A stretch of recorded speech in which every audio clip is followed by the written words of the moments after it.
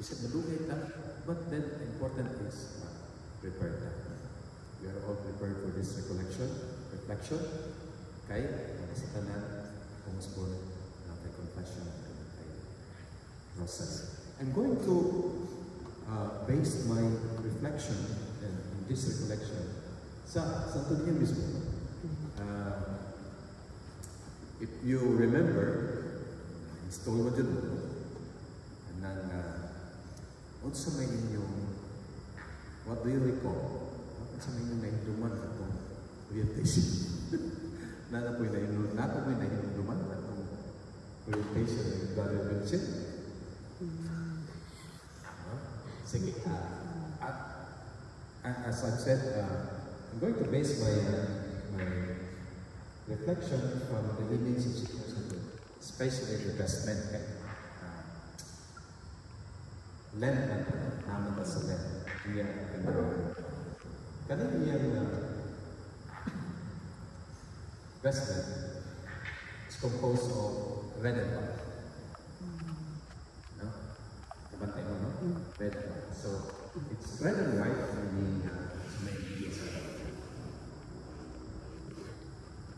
Nalimut na lagi mo. So, ano yun? Red is suffering. So, white is purity and also resurrection.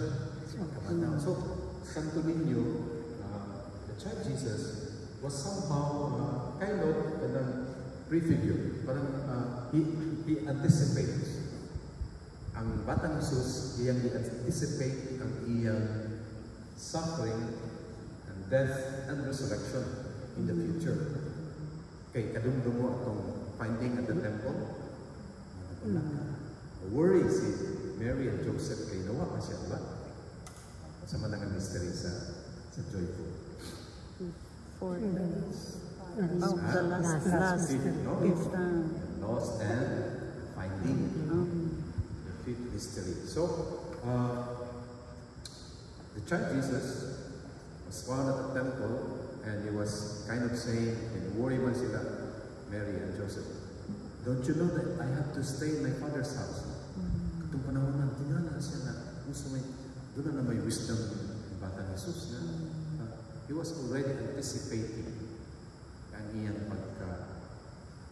pagtubo niya, ang iyang ministry, ang mission niya, ang iyang pagpakasakit o pagkabanaw. Mapining red and white niya sa atong pinulungan, ato na lang i-express in sa mga pulungan sa sakit at kalipay. Imama ka na itong kinabuhi. Ang atong kinabuhi is composed of kasakit at kalipay. Masakit ta, mag-uul ta sa Maria. We worry, natin problema, doon natin problema sa tulanan, doon natin problema sa atong pamilya, doon natin problema sa atong mga silingan, doon natin problema sa atong trabaho. Apan, we realize na doon na may solusyon po ngayon. Doon na may solusyon. Ang Ginoo mangita na yung way nga masulban ang atong di lang kita ma-worry. Ang atong pirming ilumluman si Maria at si Jose. They worry, but the child Jesus, the Santo Niño, reminded them na to pray. Okay? Ang mga pulong nga nag-iwan, I have to be in my Father's house. Meaning, sa may mo, kung naatas sa balay sa ampo, kung anak at niya, simba. Ampo sa Santos Rosario, collection, mamalangin sa pulong sa Ginoo, simba. Kaya ang pagpuyo sa balay sa mahal is to do the business of the Father. Mga nang mag-ampo yung tato. Ang Ebanghelyo ni San Lucas, wherein we find the story of the finding at the temple, in the Gospels, tells us that prayer is a very important thing. Kay bisan gani ang Ginoo, dunay mga panahon nga Jesus would look for a quiet place. Pagitawag siya sa iyang mga disciples, asan na ito siya? No? And they will find Jesus alone, no? Praying. Bisan sa katapusan sa iyang kinabuhi, doon na siya katong pagtakop sa India. Nag-inusara si Jesus dito sa garden sa nag-ampok siya sa So, this is what we are doing today. Kaning recollection na we are reflecting, we are praying, we are manandun ta sa labi na sa pagkasakit at pagkamatay sa Panginoon. Kapag dili na ito kalimutan, the season of Lent always ends with resurrection.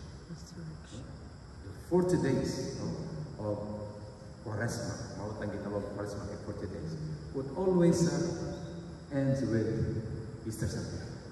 So mga natuto, so sa kasakit o kalipay,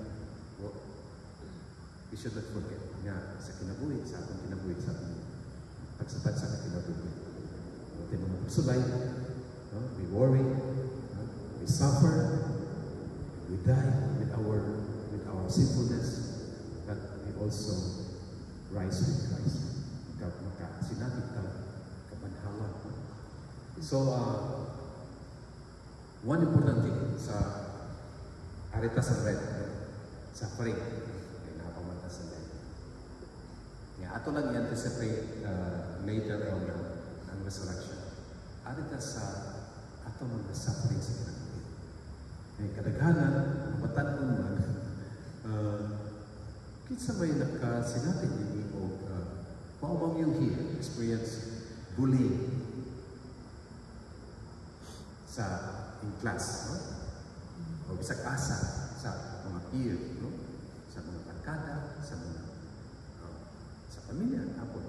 So, akong namatikdan na this is part of our suffering. Kasi natin bullying. Why? Because bullying would result to anger. Kay katong victimize. Later on, biktima mo to siya. Huli ko. Bawas ko. Huli ko kukuman. But then, sa atong mind sa tulingan, i-remind ka na mag-angko ka ng natin. Jesus tells us to embrace our cross. So, anyone would wish to follow me, let him take up his cross. Let him deny himself, take his cross and follow him. Mao ka na ato tuboy sa Ginoo. Nga ato mga kasinatian nga dili ay ulita sa atong pagkabata o kaya'y nakasinatitag ka ng rejection. No? This would affect our life today. Pero kung ato kini halat sa Ginoo, matong akong imo ganyan, kita po, mabanhaw ta, maayo ta sa atong struggle na kaning experience nato na taluntan niya nato sa resurrection. No? Bisan pa sa atong kahuyang, tungod sa atong mga nagkanain-laing na kasinatian, different experiences in life. Experience of suffering, experience of extreme difficulties. So, naabyak po ang Ginoo. Kaya mo malagyan sa kasakit o sa kamay. A very good example, ang kinabuhi ni Mary. No? So, kinabuhi ni Mary. Sa kasakit o kalipay. Actually, kung atong tanawon if we're going to look at the mysteries of the light, okay, kanag-rosaryo mo kaniya, pero inyong, kung sa itong rosaryo na ito gaya na? Joyful. Joyful. Pero, kung sa man nga adlaw ang luminous. First Thursday. Very good. Kapo din. Medyo niya ito. Kinabuhi ang puta pero may kaya. Hindi ito mawas-wasing. So, if you're going to look at the mysteries of the light, starts with sacrament. Sa ganito, first mystery? Baptism. Baptism of Jesus. And baptism is a sacrament. Bunyag. Yeah, it is being followed by another sacrament. Wedding at Wedding at Cana. Isa, no? Kung atong we realize nga, kaning mysteries of kaning luminous mysteries actually has 3 sacraments. The 5th and last mystery is the institution of the Eucharist. which is also a sacrament. So, sacrament is defined as the presence of God. Okay, wala man, dili man ta pareha sa atong kasinatian sa mga disipulo nga flesh and blood. Nakauban nila si Jesus. No? Karon, dili na ito nakauban sa Jesus. Pero nakauban nato siya sa mga sakramento. Ganiya, nasinatin nato si Jesus. Nasinatin nato ang Ginoo diya sa sakramento sa kubisan. Ang iyang mapasayloon na tugma na sinatin nato. That is an experience of resurrection. No? Ang sala, suffering. No?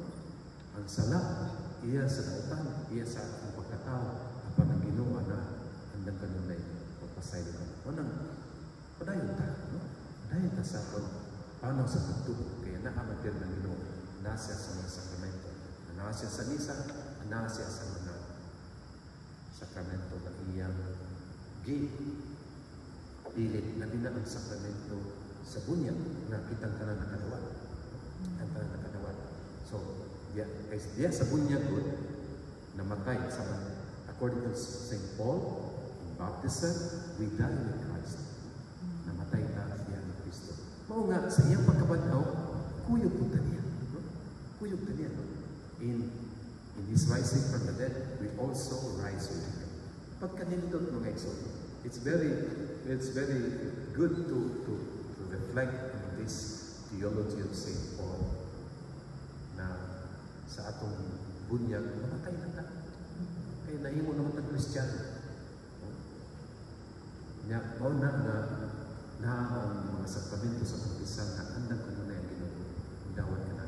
So, suffering sa katapusan, adunay pagkabanhaw, adunay mga mo.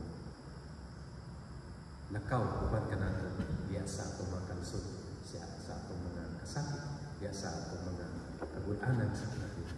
So, mo ka ng igso, buling usa, no? Ako nang i-mention kay kadaghan ng magpatanon, mga estudyante, ang kasinati o buling.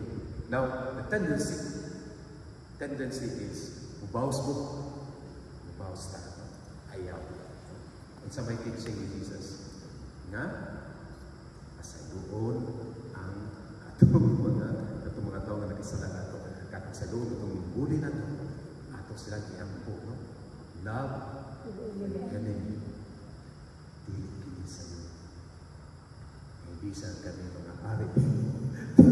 Dili maka-perfect ani, no? So, wala mo po yung posible sa Ginoo. So, we offer our prayers to Him. Bitaw na nga sa ato pirmi nga pag-pangbisan ako yung ingnan din ako ang penitensya. Ako yun. Ako sa matag-alaw kay ang nakutang Espiritu. Nangita lagi ganun. Kita lagi sa kagayon nga tsansa na musulod sa imong kinabuhi, sa atong kinabuhi in our weakness, sa atong kahuyan. But if we pray daily, God is with us.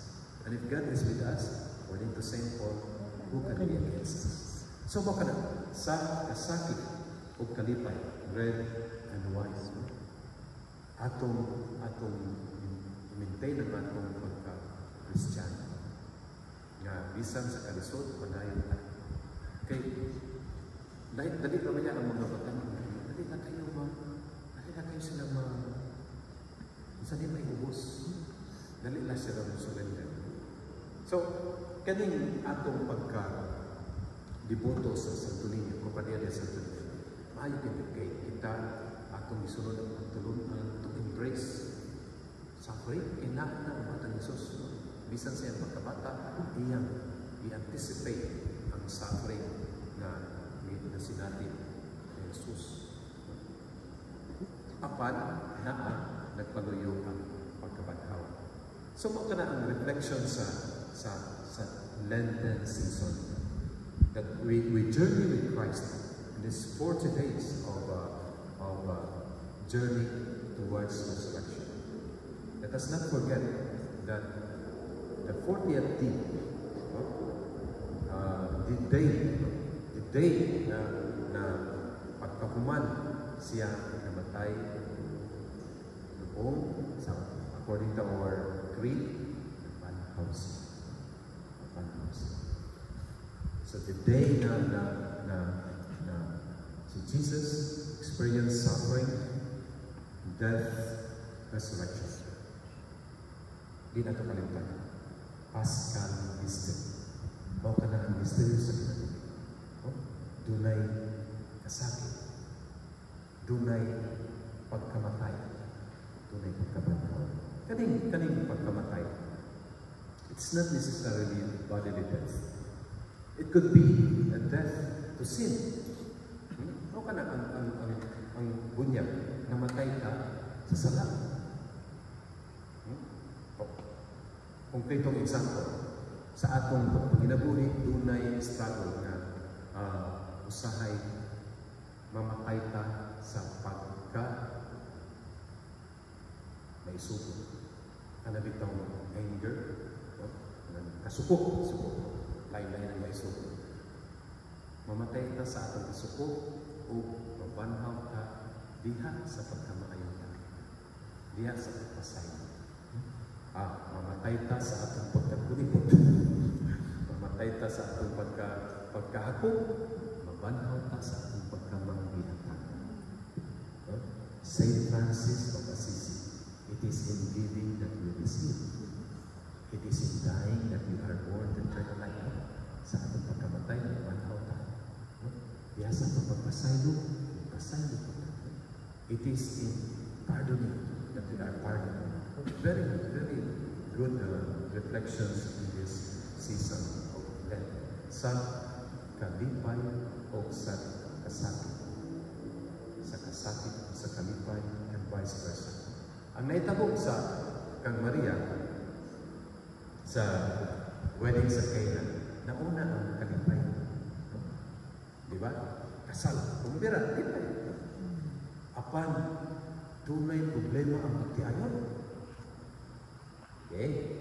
Atong katekismo, basic katekismo. Kung sabi nagtabo atong kasal sa kanan? Kung sabi nagtabo sa magtiayon? Pastilan, no? Kung kitanon niya, kung imbitatan ka ng birthday, kahot birthday. Spaghetti. Mayroon tayong maritis, no? Kayo, na ay maritis pastilan, no? Ingon siguro na kusok. So, kung mag-imbita niya, magday, what? Ha? No, nanat na. So, matay ka sa marites, mabanhaw ka sa pagkamasinagtan. Kamaluloy ko. Giluwas na Jesus ang nagpiayo sa kanilaw. Kaya maulawan na, di ba? Nagdag pagkawan, maulawan ka. Dapat na ang kultura, the culture during the time, shame, the culture of shame. Kauulaw, mabuhat ang tagpuan, mabuhat sa mga bisita. Apan sa Jesus, ingon si Jesus. Isang ditubang niya si Maria na babae, wala pang maubot ang akong takna. Ug ato ning panawman, ang gisgutan na takna ni Jesus, Kalbaryo. Ang takna, mao ang pag-iyang paghalat sa kinabuhi dito sa krus. So, katong panahon na kay, mo po may pagsugod sa Ebanghelyo, chapter 2, pag-utong, wedding at Cana. Mo ito, ingon sa Jesus, mo pa mabot akong takna. Apan, just the same, no?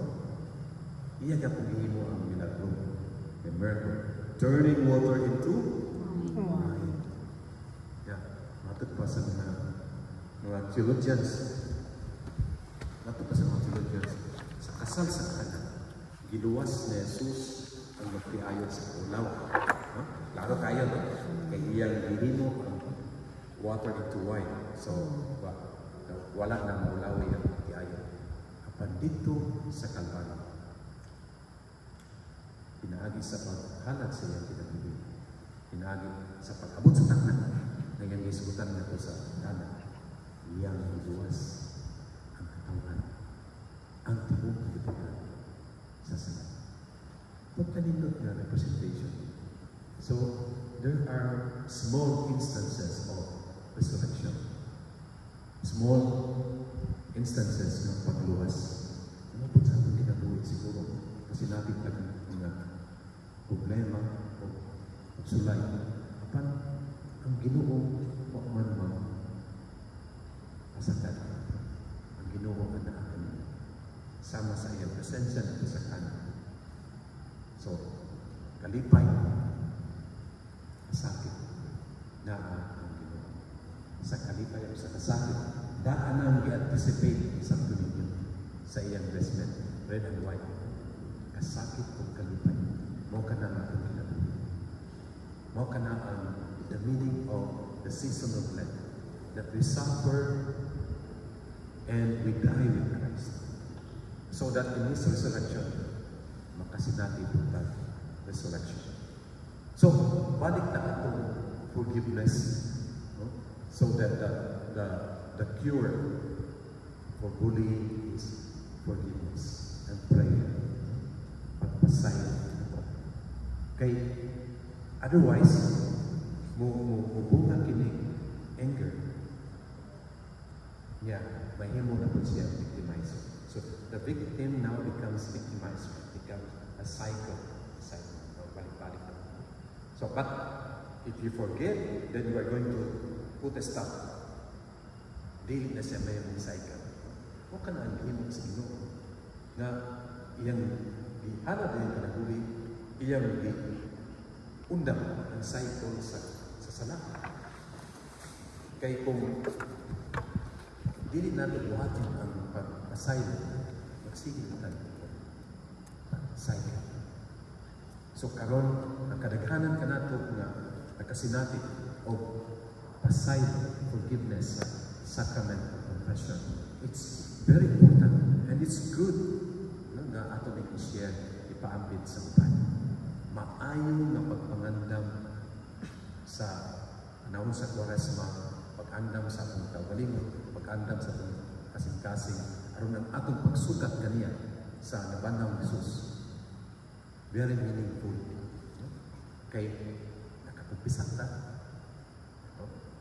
Nag-ampot ta pero simba ta, rosaryo ta. No? And then, meaningful ang atong celebration sa season of death, labi na sa resurrection. Labi na kayo kung ato kining napakambit sa uban. Kay once we forgive, we receive the forgiveness, and then we also forgive. That's sharing. Atong pagpaambit sa pasaylo na nadawat, sa grasya sa pasaylo na atong nadawat, atong ipaambit sa uban. Dili sa yon, pero dili imposible. Apan, nindot kaayo na pagpangandam sa atong kasing-kasing. Kaya ang Ginoo, magganti ka na sa kalinaw, una-una, kasing-kasing. Okay na. It's letting go, actually. It's letting go. Aron kita po, mahimong instrumento sa iyang pagkakanta. Kaya ang pagpasayo, sa kasinatian sa pagkabanhaw. Kaya ang sala, kasinatian man sa kamatayan. The wages of sin is death. No? Romans 13:13. No?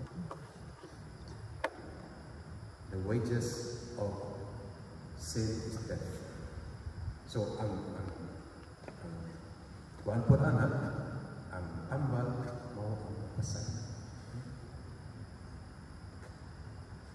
Asylum is an experience of resurrection. So, usa sa nakasinati o buling si Jesus katong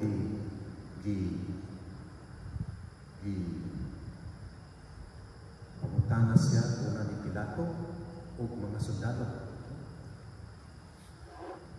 Nangingan siya ng Pilato na wala ka ba kabalungan? Doon ako'y gabog. I have the power, I have the authority to release you. sa Jesus hilom. But it's a way of saying na I'm not impressed with the power. Ya, katong mga sundalo na nagbuli niya. Katong nagbunala na siya, lutos na siya. Sa form of bully, and physical. Kapan sa Jesus, hilom na tayo. Hangtod nga dito siya sa krus. Usa sa mga pulong na yan dito po ang masay. Father, forgive them. Okay. Wala sila katulog sa ilang ilang. Masag kini. Kung kita nagpasayo sa hilom, kung nag-ampo nato sa tao na nagpasakit ka nato, most we indot na pinaka-meaningful na gasa nato sa ilong o pinaka-meaningful na pagpangalan sa atong kasangkasan alang sa kasaulugan sa kanila Easter Sunday. So, ka na. Ang nakanindot namin kay makita natin si Santo Niño every Friday. Magkainom-dom ka nato sa sakit o kalipay. So, ayan na yung kalimti. Basta pangutan ko na po muli Brother Vilsen, no? Pangutan mo sa mga paring na sunod na asin sa convention. Pangutan mo, no? Unsa maning sinina sa Santo Niño. So may miling ani niya, kabalo na tayo. And then, di lang kakabalo, ato pag kining na-relate sa atong kinabuhi. Nga ang atong kinabuhi, sakit o kalipay, ana, pero hindi kami kundo. Mura ba ang Santo Niño na katong finding at the temple, katong si Batang Isus na ingon nga, pagpuyok sa malayang samahan. Kasi natin kamo kasakit, apan kung mag-ampo, kamo perli sa Batang Isus. Kaya pagpuyog sa balay sa maan, mag-ampo ng kanunay. Kung mag-ampo ka perli, makasinatin ka. Sa man puti? Resurrection. Resurrection. Ma-maintain nato atong purity of mind and heart. Bisan diya sa atong tuyo sa mga kasakit o mga pagsulay sa pagbuhi. Nindot kayo na icon, symbol ng Santo Niño na maoy hindi ang Batang Isus na pahinumdum ka nato. Kay bisan sa panahon sa Quaresma, anak ang simbolo sa palipay ng kasakit. So, maghinaon ko nga ang mahimo mag-meaningful ang atong pag-journey ini sa Lenten season. So, padayon mo sa inyong adawad-daw nga pag-ampo, padayon mo sa inyong kontribusyon kay mao sa Santo Niño, kay mao makini ang atong buluhaton isip miyembro sa Kompanya del Santo Niño. So, maupod kini ang atong buhaton sa atong pagpangandam sa maabot na national and international convention na agyapon ang aspeto dako ang atong itagana na oras panahon sa aspeto sa pag-ampo kay kabahin kayo sa pagpangandam sama sa atong gibuhat karon, no? ang reflection na akong gihatag niya, ipilalang kaguto apan ang atong pagpangandam sa katugay niya. Pasyon, prayer, rosary, pagandam sa katugay niya, may importante. Mo sa kinito, no? 40 days, apan ang importante na bahin kadto resurrection. Sa agitag kasakit, agitag matayo, apan di na ito kalimutan na si Kristo namatay. So, padayon ka, ay naod ko ang inyong grupo, padayon sa pagpakailan. No? Ayaw kalimti nga, since 1565 pa niya kaning atong buluhaton sa pagpakailap sa debosyon ni Santo Niño. Panahon pa ni Legaspi. Since 1565, ang karon ang naa ang Kompanya ni Santo Niño nagpadayon sa pagpakailap sa debosyon sa Balaang Bata. Kaya, sa ako nag-iingon, naa ang mga maayong simbolo. No? Bisa ng simbolo sa kasakit o kalipay na naa kaniya. Kaya siya nagpahinungdong musbong ko sa panahon sa pagkakaplag kaniya dito sa templo. Si Jesus, Batang Jesus, nagpahinungdong kanato sa pag-ampog. Ang pagpuyo sa balay samahan, bawa ang pagsunod sa kabubutong samahan, o ang pagsunod sa kabubutong samahan, bawa ang pag-ampog, kanunay, o pagpalambo sa ating pagto. Hinawak ang tayo. Glory to the Father, to the Son, and to the Holy Spirit. As it was in the beginning, is now, and ever shall be, world without end. Amen. The Lord be with you. And with your spirit. And may Almighty God bless you in the name of the Father, and of the Son, and of the Holy Spirit. God bless you. Thank you, Father. Ayaw kami. That's why we believe. Lingkod.